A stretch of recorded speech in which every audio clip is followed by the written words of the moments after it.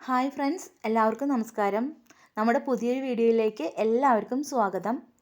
നമ്മുടെ ഇന്നത്തെ വീഡിയോ എന്ന് പറയുന്നത് ഒരു അടിപൊളി ബീഫ് റോസ്റ്റാണ് കേട്ടോ. അത് തയ്യാറാക്കാൻ വേണ്ടി ഒരു 1/2 കിലോ ബീഫ് നന്നായി കഴുകി വൃത്തിയാക്കിയിട്ട് ഞാൻ കൊണ്ടുവന്ന് വെച്ചിട്ടുണ്ട്. ഇതിന് ഞാൻ ഒരു കുക്കറിലേക്ക് ഇട്ട് കൊടുക്കുകയാണ്.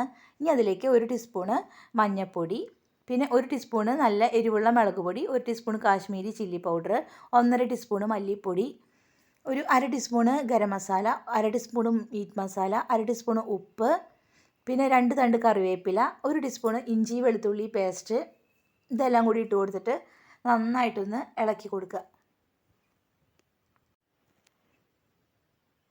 ഇത് നന്നായിട്ട് ഞാൻ യോജിപ്പിച്ചിട്ടുണ്ട്. ഇനി ഇത് ഞാൻ അടച്ചു വെച്ചിട്ടൊന്ന് നമുക്കൊന്ന് വേവിച്ചെടുക്കണം. ഇതിൻ്റെ വേവ് എന്ന് പറയുമ്പോൾ എൻ്റെ കുക്കറിലൊക്കെ ഞാനൊരു 12 വിസിലൊക്കെ അടിച്ചിട്ടുണ്ട് കേട്ടോ ബീഫ് വേവാൻ. അത് പുതിയ കുക്കറൊക്കെ ആണെങ്കിൽ നിങ്ങൾക്ക് പെട്ടെന്ന് വെന്ത് കിട്ടും. അതൊക്കെ ഓരോരുത്തരുടെ കുക്കറിൻ്റെ ഒരു അനുസരിച്ചിരിക്കും. ഞാൻ പിന്നെ അത് വെന്തതിന് ശേഷം ഒരു പാൻ വെച്ചു. ആ പാനിലേക്ക് ഞാനൊരു 2 സബോള, ഇതുപോലെ ചെറിയ സബോളയാണ്, ഇതുപോലെ ഒന്ന് ചോപ്പ് ചെയ്തിട്ട് കൊടുക്കുകയാണ്.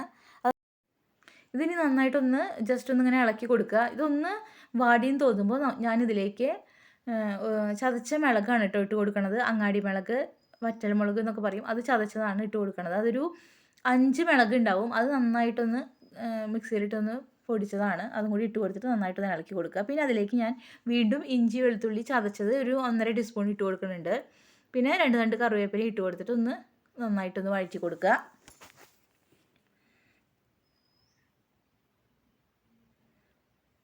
ഇത് ജസ്റ്റ് ഒന്ന് അതുപോലെ ഒന്ന് മൂത്ത് വരുന്നുണ്ട്.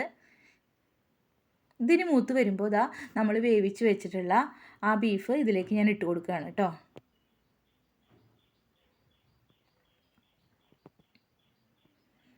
ഇനി ഇത് നന്നായിട്ടൊന്ന് മിക്സാക്കി എടുക്കുക, യോജിപ്പിച്ചെടുക്കുക. എല്ലാം കൂടി നന്നായിട്ടൊന്ന് യോജിപ്പിച്ചെടുക്കണം.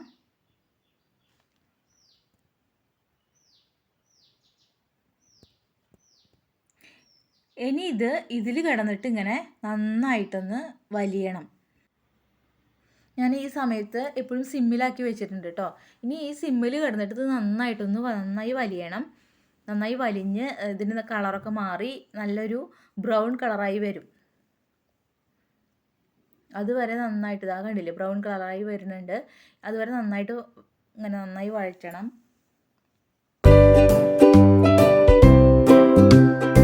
അതല്ല ബ്രൗൺ കളറായിട്ട് വരണ്ട ഉള്ളവർക്ക് നിങ്ങൾക്ക് ഈ സമയത്ത് തന്നെ നമുക്ക് വാങ്ങാം കേട്ടോ.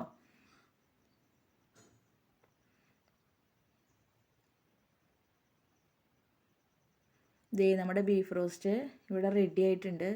വളരെ ടേസ്റ്റുള്ള ഒരു ബീഫ് റോസ്റ്റാണ്. എല്ലാവരും ഇത് ട്രൈ ചെയ്ത് നോക്കണം കേട്ടോ.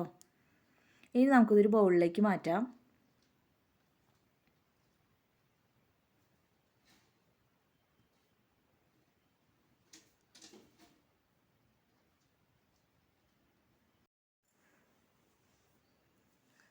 നമ്മുടെ ബീഫ് റോസ്റ്റ് ഇവിടെ റെഡി ആയിട്ടുണ്ട്. ഞാനതൊരു ബൗളിലേക്കൊക്കെ മാറ്റി. അപ്പോൾ നിങ്ങളെല്ലാവരും ഇതൊന്ന് ട്രൈ ചെയ്ത് നോക്കിയിട്ട് അഭിപ്രായം കമൻറ്റ് ബോക്സിൽ പറയൂ. അപ്പോൾ നിങ്ങൾക്ക് എൻ്റെ വീഡിയോസൊക്കെ ഇഷ്ടമാവുകയാണെങ്കിൽ, ഞാൻ ചെയ്യുന്ന റെസിപ്പികൾ നിങ്ങൾക്ക് ഇഷ്ടമാവുകയാണെങ്കിൽ നിങ്ങളെൻ്റെ ചാനലൊന്ന് സബ്സ്ക്രൈബ് ചെയ്യൂ. സബ്സ്ക്രൈബ് ചെയ്യുമ്പോൾ തൊട്ടടുത്തൊരു ബെല്ലൈക്കൺ ഉണ്ട്, അതും കൂടി ഒന്ന് ക്ലിക്ക് ചെയ്യാൻ മറക്കരുത് കേട്ടോ. പിന്നെ നിങ്ങളുടെയൊക്കെ ഫ്രണ്ട്സിന് ഷെയർ ചെയ്ത് കൊടുക്കാനും മറക്കരുത്.